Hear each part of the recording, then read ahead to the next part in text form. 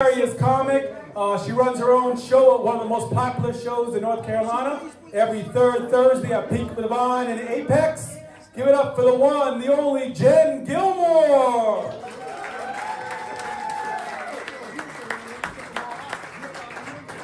Give it up for your host again, Sasha. Sasha also helps me run Peak Divine, which is why it's the best show in North Carolina. Outside of this one. Yeah, that was good. So my name is Jen. I'm a new member of the club. Thank you. Thank you. You guys ready for the snowstorm that we got coming up? You know who's ready for the snowstorm? It's the birds. Have you noticed anybody got a bird feeder at their house? No? What is wrong with you people? Right there. Thank you. I've got one of those bird feeders that has the camera on it. My husband gave it to me for Christmas. And I think they were looking around going, doorbell camera sales are flat. We need to sell it to some old people. We'll just strap it to a bird feeder and sell them a $50 a year app so that they can actually see the birds. It's like OnlyFans for birds. They get seeds, I get plumage. As much plumage as I want. Yeah, only feathers. There you go. Only feathers. Thank you for helping me with my joke. That's good. It actually is. I might use that. I know I don't look like a comic. I look more like the president of an HOA. Oh, God. I get it. But that's rude, you guys. That's really rude because we all know that the HOA president has no sense of humor. Mine, she rides around our neighborhood on a Segway.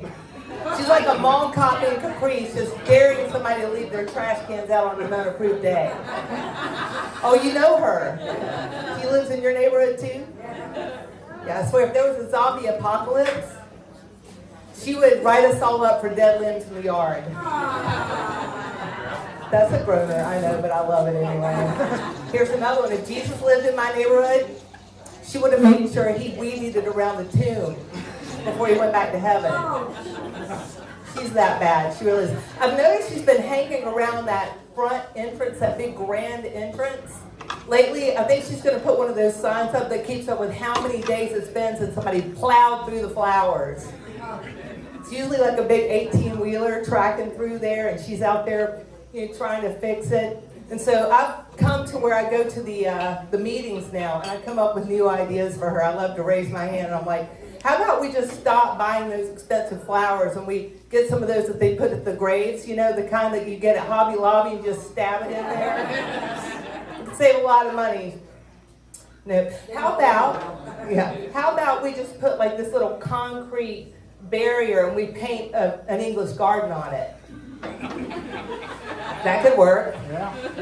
We could save a lot of money and buy a lazy river in the neighborhood. Guess who's been nominated for HOA president next year? Quite popular with that idea in the neighborhood, Looking around the room, I got a feeling we might have some of my people in the room. Raise your hand if you were born between 1965 and 1970. Anybody? Yeah. Congratulations, my friends. You are geriatric Gen X. Yeah! Hell yeah. Wait, what? Me too. Geriatric Gen X. I didn't hear that. I don't know about that. You must be born in 65. 69. 70. Okay. All right. Well, so the fun thing about geriatric Gen X is that we're traumatized that we live to tell about it. I don't know about some of you, but I saw Jaws in the movie theater with my best friend who was also 8 years old. Wow. It was just me, Kathy Kroll, blood, body parts, everywhere. Yeah, that was not a good decision on my mom's part, but she did get 2 hours of babysitting for like, what, $1.50? So good for her. Let's see what else about geriatric Gen X. Oh, we spent 2 weeks allowance on a pet rock. Yes. We did. It was a real toy. You could buy it at the store, or you could get one in your yard, but it didn't come with the little box with the breathing holes and the straw in there, right? I had a pebble. But here's the thing about the pet rock, friends. Not only was it a toy, but it doubled as a concealed carry weapon to protect you from would-be abductors. Because that's what we were afraid of back in the day, right? We didn't have Life 360. We didn't have cameras and all that stuff. If you got taken, you were gone. And your face went straight to the milk carton. Said, have you seen me? And my 10-year-old self was like, that's a kid who didn't spend 2 weeks' allowance on a pet rock. Or candy, for that matter. Because that's probably how they ended up in the van. Yeah. That's terrible. That's a terrible thing to say as a parent. You know, I got 2 kids. They survived me. Yeah. You know, one who loves Jesus and one who needs Jesus. Yeah. Let me tell you, it's hard. Jesus and I are exhausted. Thank God they have graduated from college because so was my bank account. You know? Anybody else in that? And then the youngest one announced she's going to get married this year. So guess what? We're doubling down. Thank God I turned 59 and a half just in time for that wedding because I can tap into that cash I've been waiting to get to for what? Since I was 18. Yeah, thank God for her because otherwise we would have had Cheez-Its and some 7-Up. It would have been a beautiful wedding. Anyway, I know it's not right to compare our kids, you know, but I will say my youngest, she was like a young life leader in college. She was just out there glowing like a little gospel-powered glow stick. My son, well, he used to eat glow sticks. We spent a lot of time in the ER with that one. My son went off to college, and he was moving from one place to another. He had to take that bed frame apart. Y'all know, and y'all had to wrestle with that bed frame. Yeah, he moved from one place to the other. He called me up, and he's like, Mom, I think I need a new bed frame because this one's trash. And I asked him a couple questions. It turned out he left the bolts out. Yeah. He just slapped it together like a Lego set and believed it would hold. Do you know what he was majoring in? Construction management. I told my son, if you ever build me a house, I'm going to sleep in the yard. Because Jesus saves, but he does not do inspections. Okay? Now my daughter, she was always a good girl, but she did have a little sass. She and I were at Target one time, and there was this lady, I'm sure you guys have encountered these people that are just walking around with pent-up hostility, just waiting to unleash it on somebody, and this is her day, man. She picked it. She was just giving everybody in the line a hard time. I don't know, my daughter knocked some DVDs off the end rack that we had to put back, and we were just not moving fast enough. And I tried to explain to this woman what was going on, and she looked at me and she said, "Oh, shut up." She did. Now y'all can see, I'll spar with you, but I was completely silent. I did not know what to say back to this woman, but my daughter did. She goes, blah, blah, blah. She was 6 years old, you guys. 6. As we walked out of there, she swiped a juice box and said, "This is why I drink."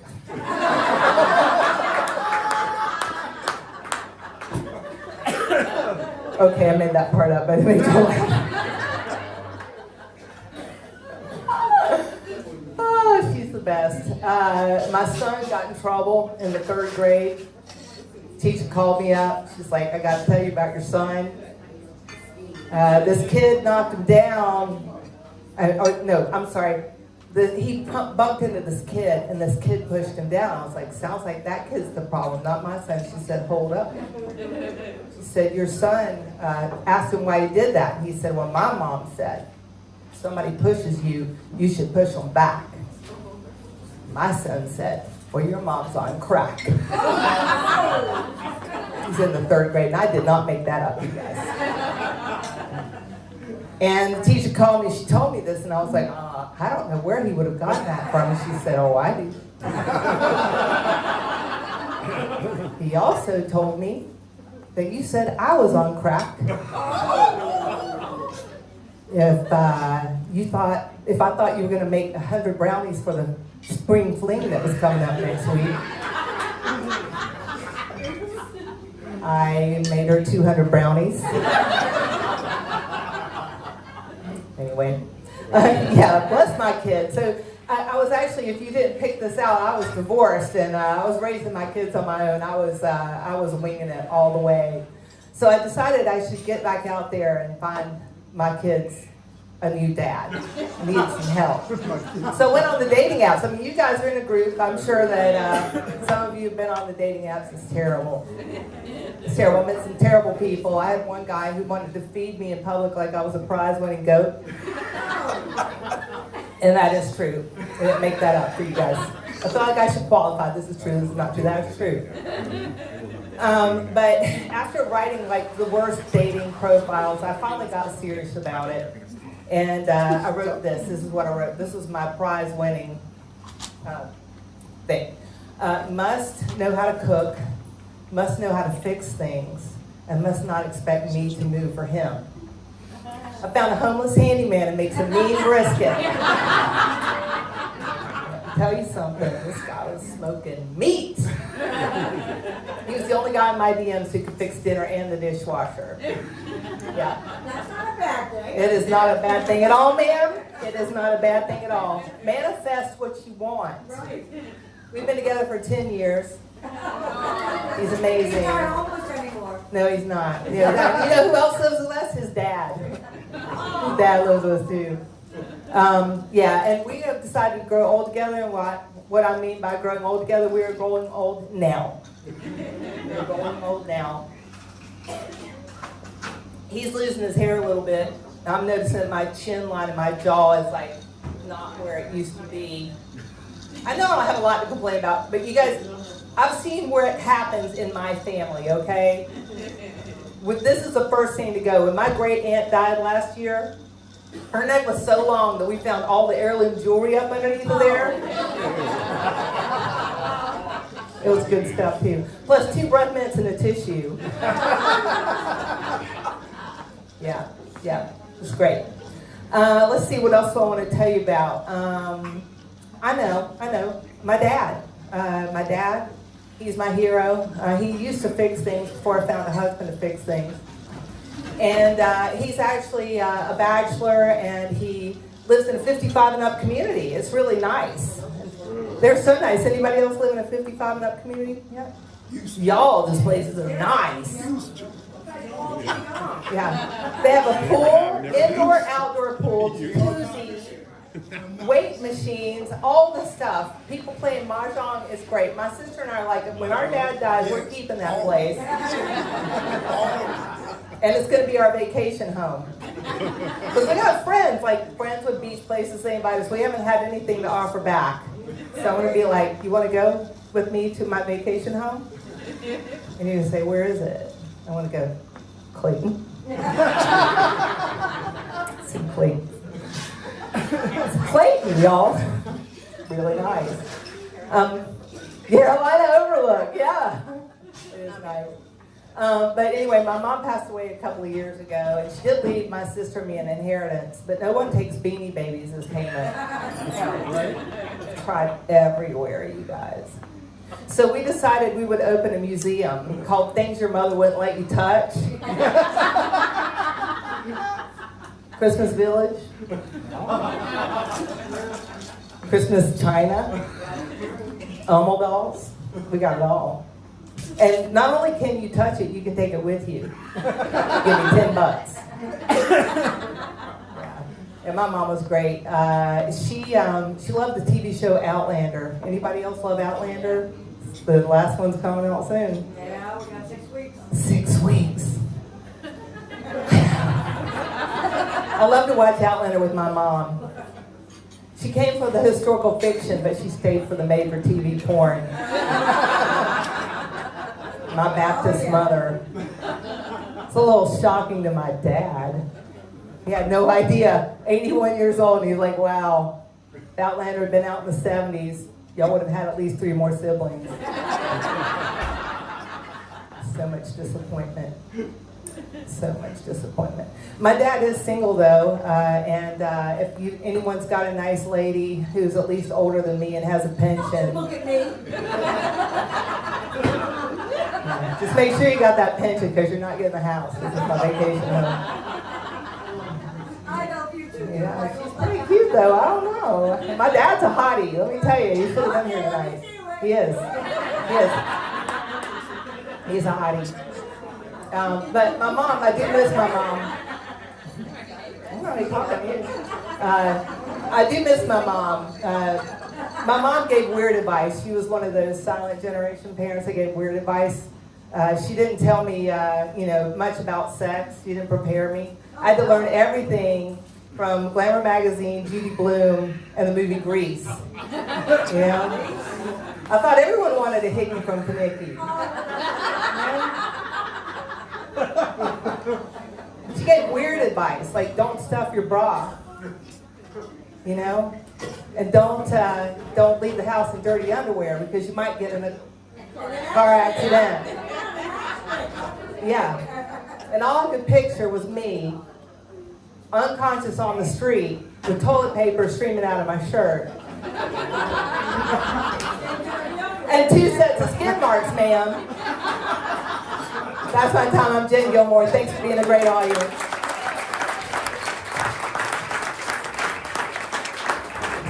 Give it up for skid marks. Jen Gilmore. They love you, Jen.